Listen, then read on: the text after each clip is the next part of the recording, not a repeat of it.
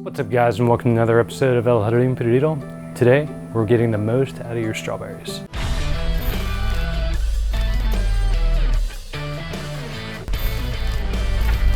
All right, so usually about this time of year, right as we get over the summer, right now it's October, what I like to do is buy a bunch of bare root strawberry plants.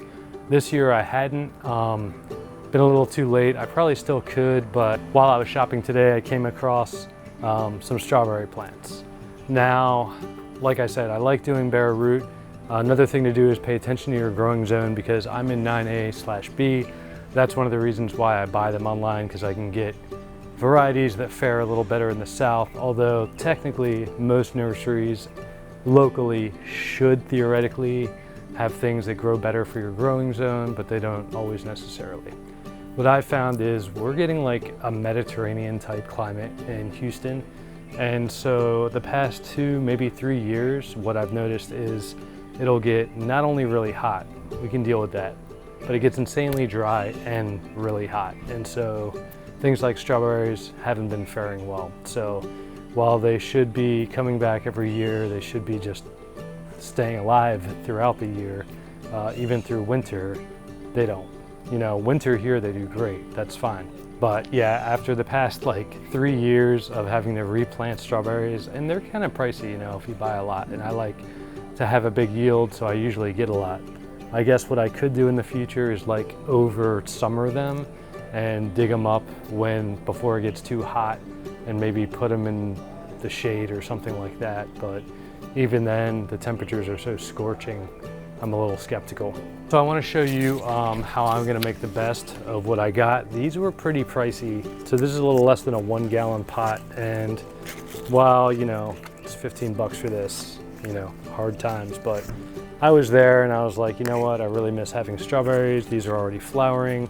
By the time the temperature drops, we're going to have strawberries. So another reason why, you know, when I get these bare root strawberries online, the timing has to be perfect because they can take, by the time they get here, you know, it could take up to a month, even on Amazon. So by the time I finally get them, it's too late, the ship's sailed, because when you're getting them bare root, they still have to wake up. Ideally, I'd have to do that like right now, and that's not exactly happening by the time I ordered them and stuff. So long story short, I got ripped off, I got this, but I didn't get completely ripped off because within this plant, I can already see there's like 3 or 4, fine, that's cool. But I also got the ones with runners on them. So if you guys know strawberries, usually before they fruit, they'll put out runners. And so what I'm gonna do is plant what I have and plant the runners too, bury them in the dirt. And that's gonna yield me a lot more strawberries. So I have like, you know, 3-4 beds that I like to dedicate towards strawberries.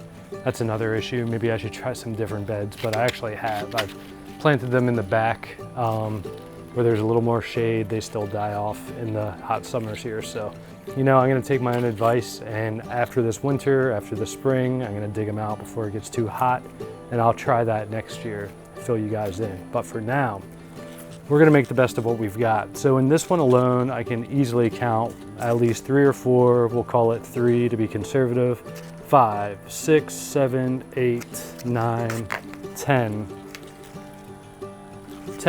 out of this one pot. So, you know, for 15 bucks, I did the math, that's roughly, you know, it's a little more than $1 per, and I can live with that. So I'm not getting completely ripped off.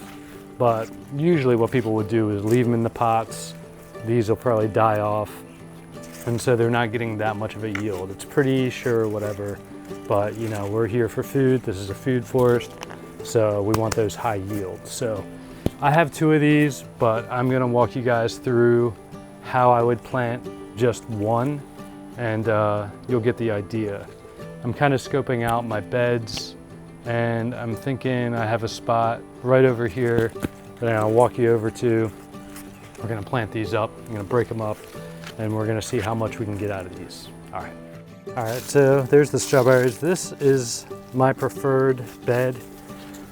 It's south facing, so like in the winter, it's perfect for strawberries because they're getting more sun when they do well this time of year. The only bad thing is once the summer hits, they're getting way too much sun, and that's probably why they're shriveling up. But it's the best that I've got for the best yields here for now, and that's what we're gonna go with. So we're first gonna start by just getting this out of the pot here. It's been pretty well watered, and see what kind of root mass we're dealing with. From a big box store especially, you never know what you're gonna run into, but we're gonna do our best to kind of break things up. That's okay if you disrupt the roots a little bit, no big deal. So we can already see we have one here. We have one solid one here, and we have 1, 2 runners, 3 runners coming off of that. So that's great. And I can see 2 here. And so we have 1, and we have 2. These runners came off. I'm gonna do my best to just bury them and see what I can do with that. But we have at least 2 runners coming off that one. That's great. And then we've got one more here with at least 2 runners that I can see. So that's cool.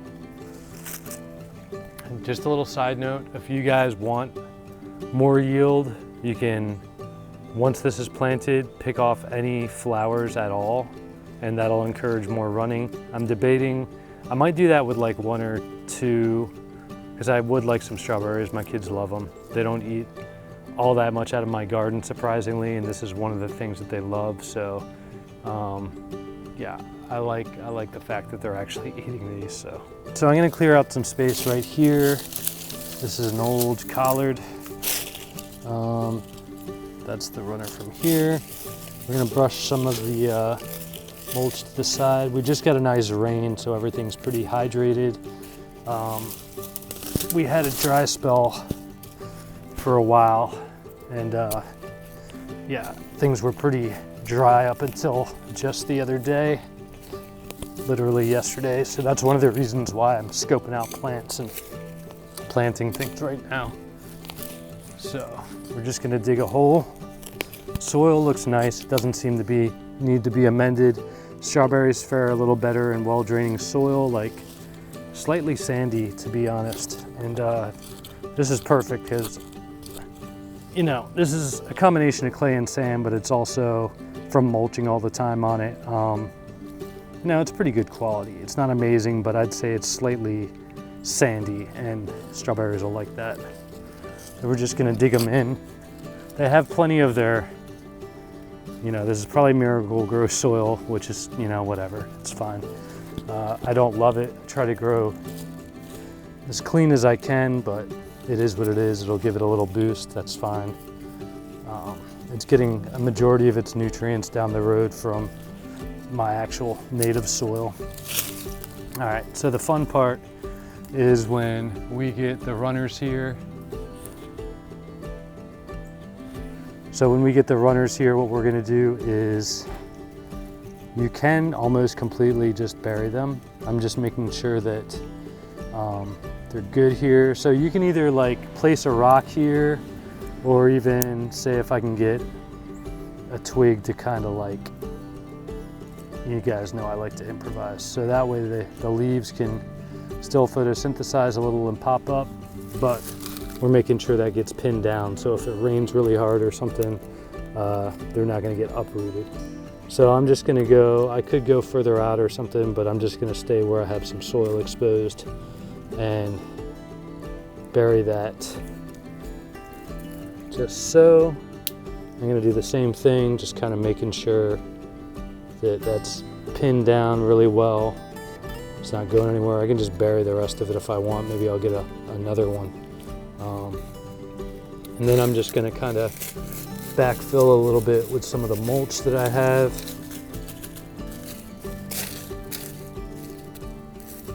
And I'll also make sure to give that a good water in. And that's basically it. And so that's 1, 2, 3 right there. And that's already covering a good amount of real estate in this entire bed.